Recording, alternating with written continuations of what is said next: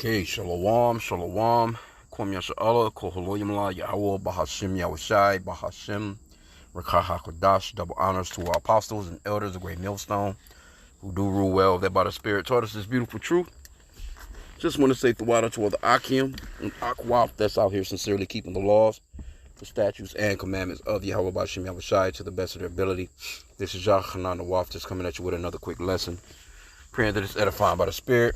And just that shameful spewing on Esau's kingdom, man. And this shit wasn't even that long ago, man. This people, I know some of these people still alive. It says inside Belgium's disgraceful human zoo, where country's brutal colonial past was exhibited by King Leopold II. This is in the U.S. Sun, and historian has revealed the disturbing horrors of human zoos, where human beings were treated like animals by cruel racist keepers. Gildo Gracils, the former boss of the Africa Museum, where King Leopold II opened the disturbing exhibit, told the Sun that Belgium still needs to come to terms with its brutal colonial past. Yeah, Esau not trying to do that, man. Esau, he's going to be still denying shit and proud as hell, even when, they really fall. They still gonna be that way, man. Look at this little Edomite. Yeah, you so-called white people, man, y'all got a horrible, horrible track record of people, man, on this planet. Look at this shit. This is 1958, man. Some of these people still alive. A little girl was inhumanely put behind a bamboo fence in the 1958 World Fair. That wasn't that long ago, man. That's like my dad's age, I think that's the year my dad was, let me see. Yeah. That's around my dad's age right there. Anyway. So I know some of these people still alive, man. Horrific images show tourists and local gawking at Congolese men, women, and children at a fake village from behind bamboo fences. Some of these could have been Israelites as well. In 1958, Belgium opened the World Fair to celebrate its post-war social, cultural, and technological advances. So y'all was that advanced, but you felt the need to have a human zoo? No, y'all some goddamn cavemen. Y'all some cavemen, man. Y'all, how you advanced? Advanced in what? Okay, it says, but one exhibit showed a live display of Congolese people in a fake village. So they built a fake ass village, man. Images show men, women, and children stood by straw huts in so-called traditional dress in an inhumane, animalistic setting. One picture shows a little girl in a pen as visitors gawk through a bamboo fence to get a glimpse of her, with someone even giving her food. Cruel onlookers laughed, heckled, and even horrifically threw bananas, report says. And Esau been doing this throughout the world for a long time. Because what did he do with Jake, man, here in the Americas? Jake was, we've always been entertainment to these people up until this day. They're entertainment, man. Can you imagine slavery, man? Yeah, Esau, man, y'all, these some brutal fucking people. That's why the scripture says to never trust thine enemy. He's still brutal to this day. He hasn't given, that trait not going nowhere. That's a trait that's embedded within him, man. The Lord created him that way, man. The scripture says to stay away from the man that has the power to kill. These people are nasty, evil, demonic ass human beings, bro. Well, I can't even say human beings. Because they don't have no hue, first off. Okay, but it says, this is renowned as the world's last human zoo, and it was only 60, yeah, that's what I'm saying. It's like my dad's age. It was only 66 years ago. Prior to the World Fair in 1897, Leopold II instructed a cruel human zoo to take place on the grounds of what is now the African Museum. See?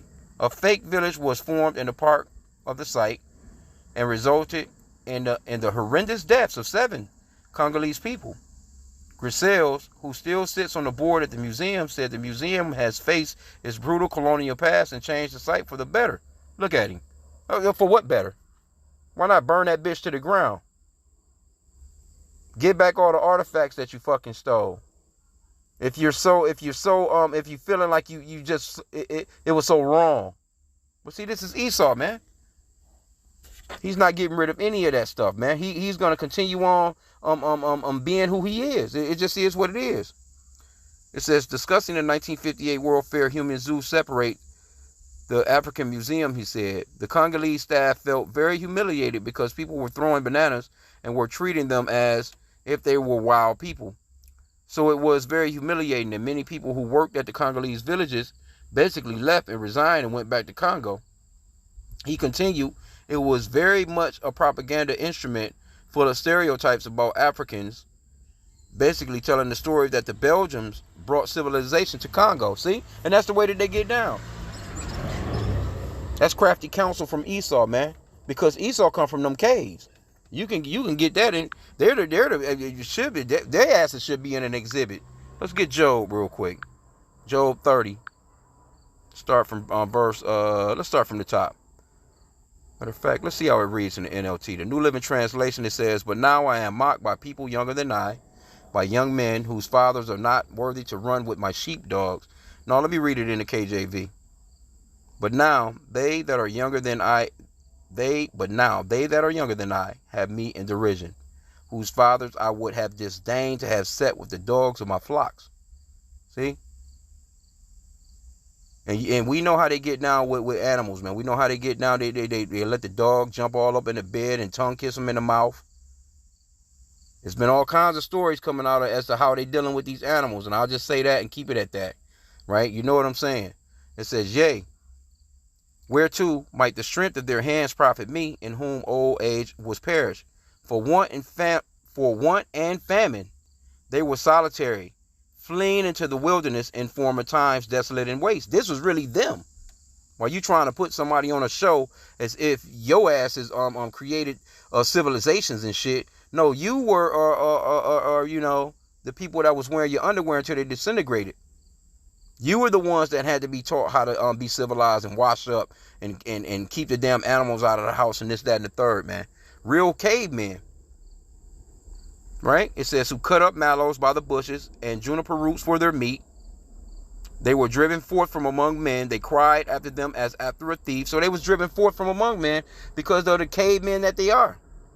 To dwell in the clefts of the valleys, in the caves of the earth, and in the rocks. This wasn't that long ago. They'll get to telling you about how monkeys turn into men, some damn Darwin's theory or some bullshit, and get to telling you about how this was billions of years ago. No, this was not billions of years ago, man. This was thousands of years ago, but still, it's fairly recently. And you still got people that live in these conditions right here in the Americas. I think it's the Appalachian Mountains here in America. They got they call them the most incest family in the world. Grunting and shit. Can't even fucking talk. It says, among the bushes they brayed. And that word braid goes off into like howling. They didn't have no real spoken language, man. Under the nettles they were gathered together. They were children of fools, yea, children of base men. They were viler than the earth. This is your history of the so-called white man right here. But then he wants to go off into, putting people in damn zoos and want to act as if they were the ones that came up with libraries and knowledge and wisdom and, things of that nature, man. No, these people were cavemen, and they still are. They just some well-dressed cavemen. I think that's probably why they stopped showing those Geico commercials. It's so easy a caveman can do it. Because really, that's them. They really lived and looked like that. Not shaved, just hair growing all over. Just disgusting, man. And their history is, you can go into their history of women, sitting there with no manners whatsoever, sit there, cock their legs up, pick lice from their crotch, and just get to eating on it. That history is all out here. And also, let's get that one. This is really just shameful spewing on Esau's part, and he's starting to be shown for who he is, man. The wicked that the Bible speaks of. Habakkuk 2:16. Thou art filled with shame for glory. Drink thou also, and let thy foreskin be uncovered. The cup of the Lord's right hand shall be turned unto thee, and shameful spewing shall be on thy glory. So, hey, it's coming to a point where You Edomites are being shown to be the fucking Edomites, the wicked that the Bible speaks of, man. And all your glory, all the stuff that you used to glorify, now, you know, you got to walk it back. You got to walk it down. You got some of these proud-ass Edomites in the backdrop like, you know, well, that's our history. And fuck, you know, so they want to keep a lot of these statues and a lot of this racist shit. But overall, the upper echelon of the leaders of them, you know, they trying to get rid of that shit because it's a bad look. It's a real bad stain on them. That's why they trying to change up American history, and they don't want you to know about slavery and want to get to acting as if it never happened and all this other stuff. But see, the Lord requireth the past. Let's get that. And you Edomites gonna pay for that, man. All this shit y'all been doing, man, y'all not getting away with that stuff. Ecclesiastes 3:15. That which has been is now, and that which is to be hath already been, and Yahweh requireth that which is past. So the Lord is going to require that past. That's why it says you're going to get double. Give them double. It's that Galatians 6 and 7 goes off into there's payment. You got to pay. You reap what you've sown. Galatians 6 and 7, be not deceived, Yahweh is not mocked, for whatsoever a man soweth, that shall he also reap. Right? And that man is Esau, the man of sin, the son of perdition. But let's go back to the Old Testament to prove that the Lord, he deals with nations. And he sets up the basis of men. See, these cavemen, that's how powerful the Lord is. The Lord can set cavemen up over his creation to show you what wickedness really is. So now in the future, he's going to set up the righteous back in order. And Esau, Edom is going to go back in his place, which is servitude, man. Hardcore slavery. This man don't have, you know, I mean, it just is what it is. You know, we know it's prophetic that they're there and they're doing what they're doing. These are the very people, man, that's about to try and implant your ass. He's about to try and implant you. Think about that. This base as goddamn caveman, the real monkey, man.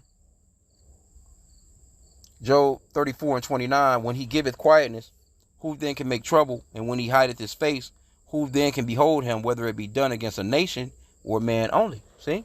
So the Lord, he deals with nations, and he deals with the individual men of those nations. So he's going to deal with Esau, Edom, the so-called, that's their biblical nationality. He's going to deal with them as an entire nation. And I seen somebody in here with a comment too. Let me go in here. There was a comment that somebody left saying, yeah, this person right here. Because somebody up here at the top right here, they says, one thing about life is that tables turn and karma finds its way to the descendants of the people who did this horrible thing due to the people who stated this evil act in the first place. So this person got a point. But this person right here replies, the fact that you want karma for innocent descendants who had nothing to do with this horrible thing makes you just as horrible as their ancestors. See that? See, they don't think that they're going to pay for it because they don't have that knowledge. They don't have that spiritual understanding of Galatians 6 and 7. That you reap what you sow. And as a people, they're going to reap the same thing that they've sown. They've shown no mercy, and they're not going to receive any mercy in the kingdom. They're not going to, no, there's going to be none of that, man. Y'all going to be put to work hard fucking, I can't even imagine. I can't even imagine how y'all gonna get through it, man. I like for real. Y'all gonna be, man, ooh, Lord gonna work y'all to death, man. Anyway, but when they said this, it made me think of this scripture. Or by the Spirit, for Isaiah 14:21, which is a classic. Prepare slaughter for his children, for the iniquity of their fathers, that they do not rise nor possess the land nor fill the face of the world with cities. And see, you're pretty much, these people are just reincarnations of their family members anyway. You are those people. Could easily be, that was 66 years ago. Oh, yeah. That generation could be back already, considering like how fast generations are moving through the earth now. You know, generations used to be a lot longer, but now you can have a 13-year-old have a baby, and that baby grows up to get to 13, and she can have a baby. That's 2 generations in 26 years. But that happens. I know family members like that. I know people like that. 2 generations within 30 years. So easily, these people could be back on earth. And there's no such thing as reincarnation in the scriptures, man. You know, there's no such thing as this burning place underground that you go and you burn in hell, and this puffy place in the sky where you go if you're good. You know, no, that's not scriptural, man. Your body decomposed, your spirit goes back to the Lord that gave it. Ecclesiastes 12:7. And then, you know, judgment is under the sun. You get your judgment under the sun. Or the Lord, he gives you your judgment, and you come, he puts parents back together. They have sex. You come into your spirit goes into a new body. You come back on this earth, and you get your judgment from the past life that you lived, but you don't remember it. The scripture talks about that. But yeah, let's get this one back again. It says, prepare slaughter for his children for the iniquity of their fathers, that they do not rise nor possess the land nor fill the face of the world with cities. They don't need to fill the face of the world with no more cities. Look at how horrible this place is, man. This is their design. It's you know, and they have you think that they're the smartest people on the planet, man. The history of Belgium and Congo. Africa's Democratic Republic of Congo was ruled by Belgium from 1908 to 1960. King Leopold II took control in 1885 and established a notorious, violent, and cruel regime that ended in the deaths of many Congolese people and Belgians. It estimated that around 10 million African people were killed under the ruling of King Leopold, but historians still dispute the figures. This saw Congolese people get taken to Belgium and put into fake villages or human zoos. It's claimed the official Belgian attitude was paternalism, where it was believed African people were to be cared for and trained like children. These people, man. He died in 1909 at age 74. Remembered by the brutal colonization of Congo, but experts say that from World War I to keep morale high, Leopold II statue was erected to remember the so-called successes of his ruling years. See, that's Esau. And that's what they do, man. They erect statues all over the place, try and make it seem as they were so fucking great. But in reality, man, you were fucking brutal, tyrannical animals, man. Straight up, man.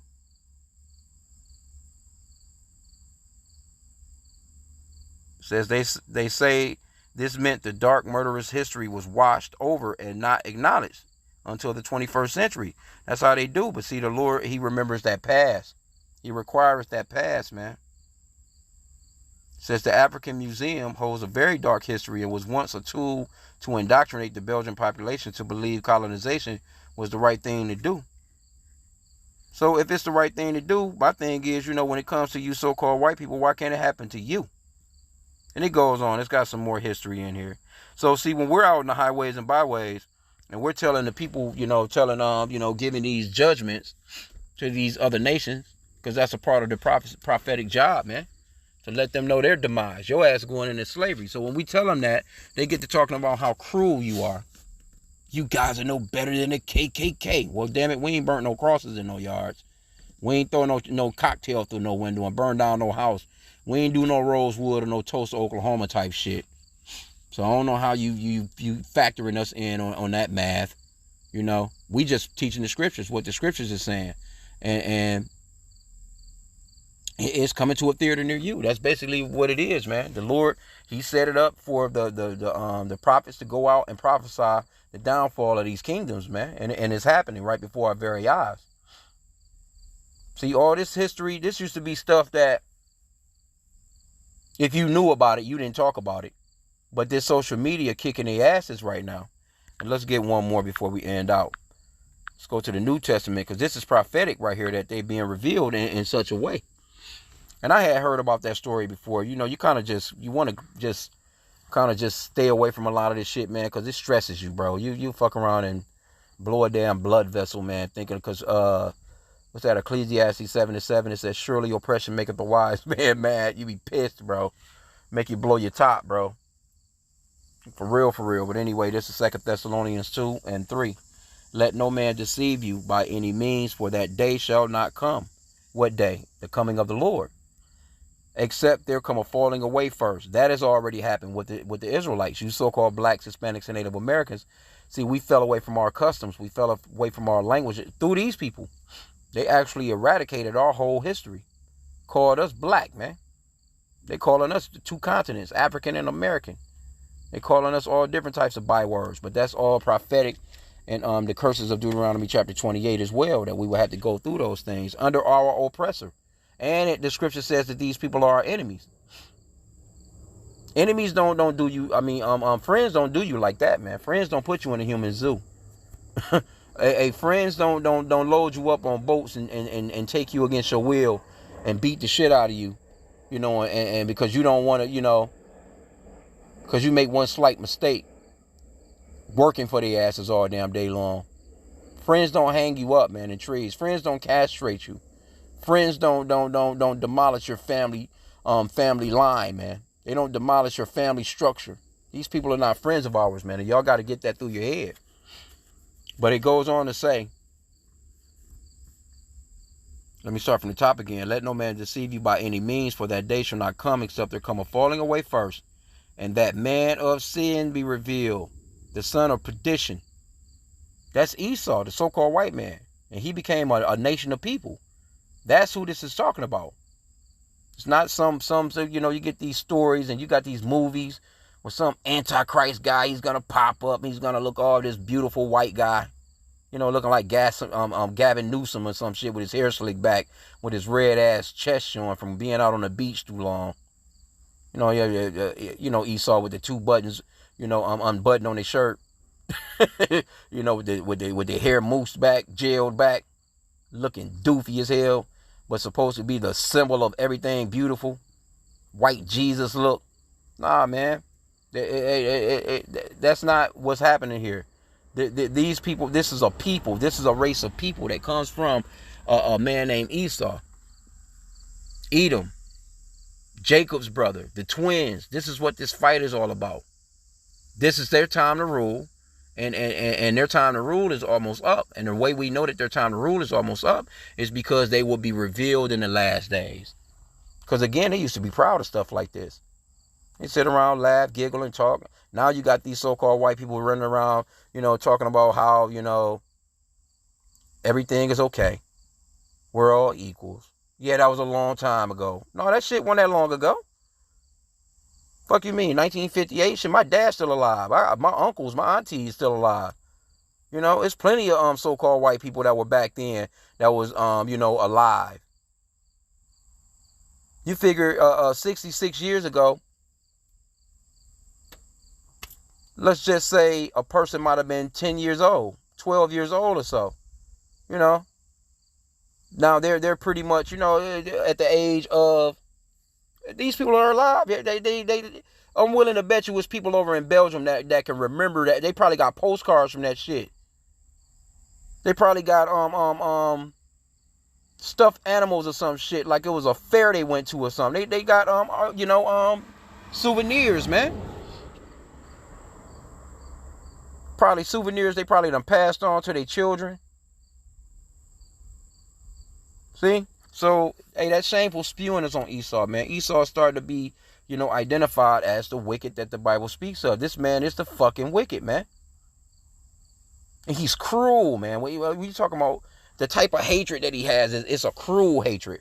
It's a hatred that's beyond comprehension, man. This motherfucker, man. You know, I mean, and then they'll have, you know, what, you know, they'll get to talking about their international courts and the international, this is inhumane and this is this, you know, they get to talking like they just love people. The fuck out of here, man.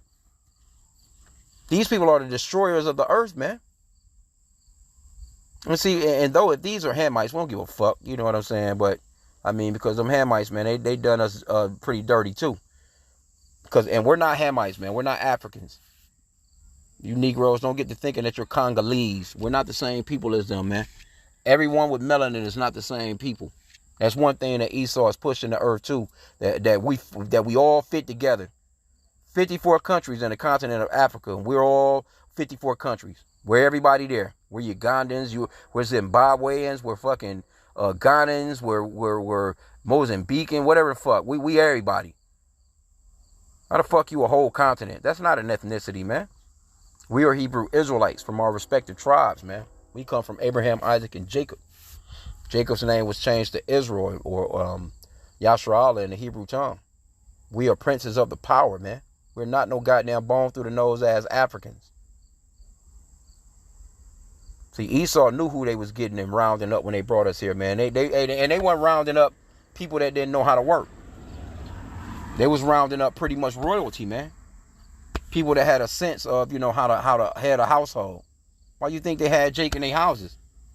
Cleaning their kitchens, cleaning their silverware and their plates, and having that type of order. Where you think they got that from? Or why would you think they just got some niggas out of some trees?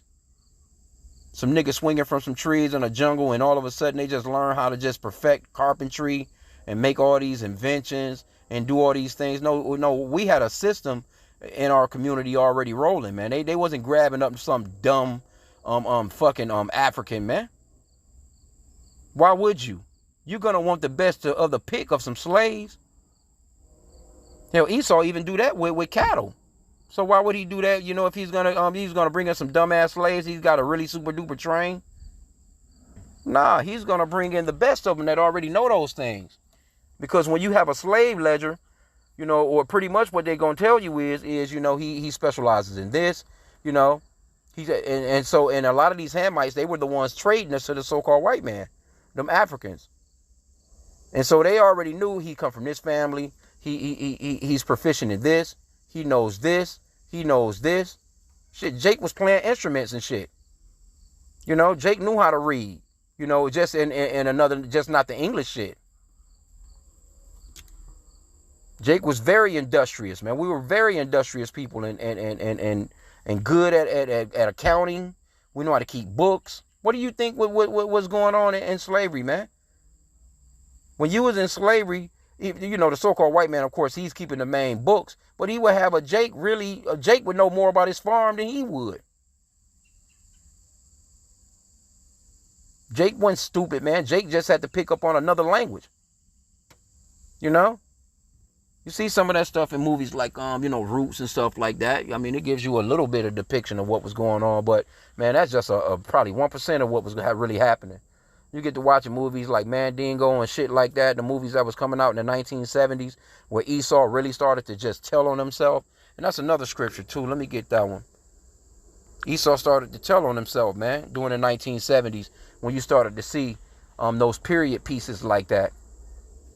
Psalm 64:8.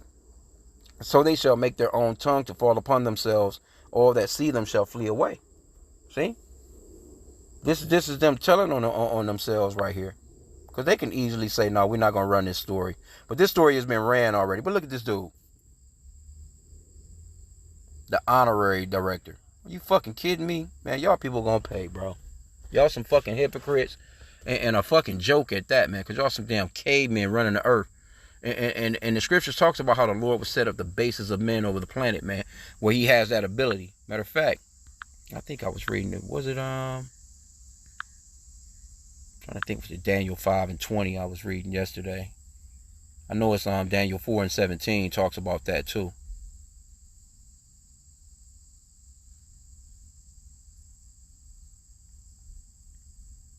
Oh, this is where he was talking to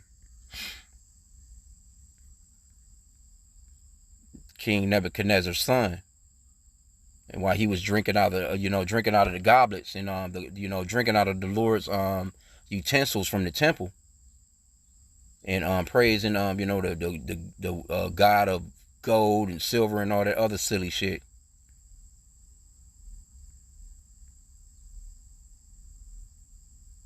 Oh yep, this was it. I'm trying to think which verse it was. Bear with me one sec.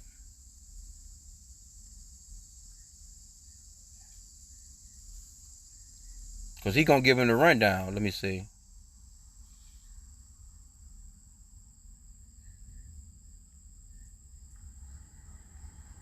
Yep, that was verse 20. Salakia.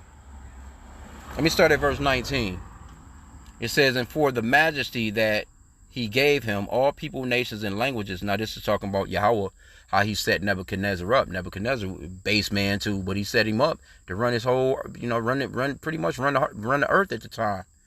It says, and for the majesty that he gave him, all people, nations, and languages trembled and feared before him, whom he would he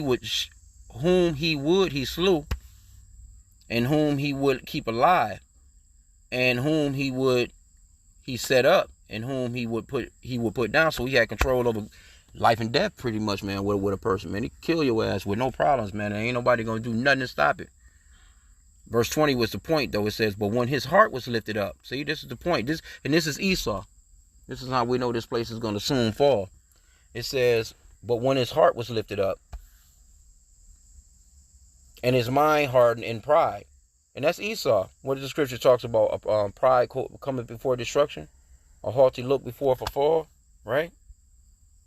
It says, but when his heart was lifted up and his mind hardened in pride, he was disposed from his kingly throne, and they took his glory from him.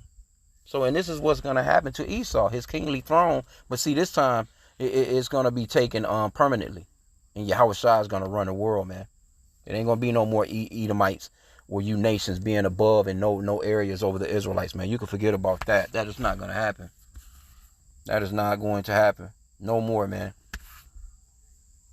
And it says, and he was driven from the sons of men, and his heart was made like the beast, and his dwelling was with the wild asses.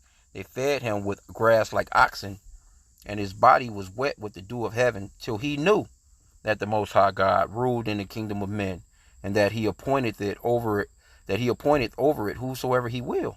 See? So the Lord bugged his ass out for 7 years, which is completion. Brought his ass to a point of having to bow, because every knee gonna bow to Yahweh anyway. That's what's gonna happen, man, in his kingdom. But let me get verse 17 and we can end out. This matter, Daniel 4 and 17, Salakia. This matter is by the decree of the watchers, and the demand by the word of the holy ones, to the intent that the living may know that the Most High ruleth in the kingdom of men, and giveth it to whomsoever he will, and setteth up over it the bases of men. See, right now you have a very base people. You know, Esau is base as hell, man. When the word base goes off into, let's get it right here. It goes off into lowliness, man. Well, you got a house with a basement. That's the lowest part of the house. This nigga's underground, man. But he's ruling the earth.